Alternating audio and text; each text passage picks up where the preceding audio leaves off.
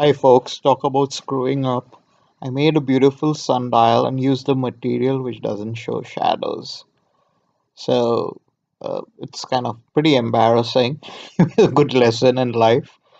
I'd been inspired by the equatorial sundials, and I thought I'd make one. So, I'm just showing you kind of a few examples of some massive outdoor ones. I start with something smaller, and I was quite inspired by a beautiful sundial made by the company Helios Sundial in Germany. So I thought I'd just kind of copy some elements of it. So fired up my favorite design program Zara and designed the whole thing in Zara and finally exported it as a PDF which is compatible for printing on a laser etcher cutter.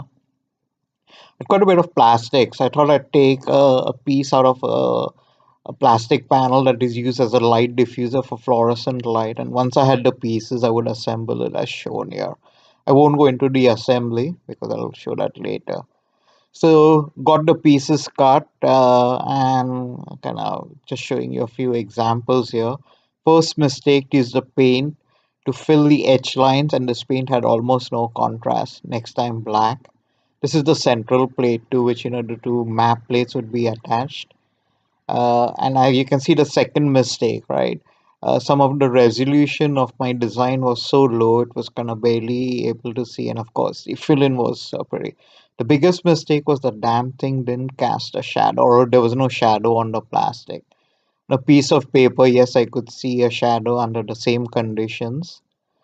And then, hey, so better test would why don't I compare it? So I had the plastic piece on the bottom, and you can see there's no shadow on it, while the wooden disc, I can see a shadow pretty clearly.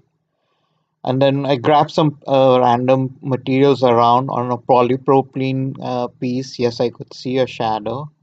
On paper, of course, the shadow is clear. Surprisingly, not as good as on the wooden plate. Then even a random bowl, I can see shadows.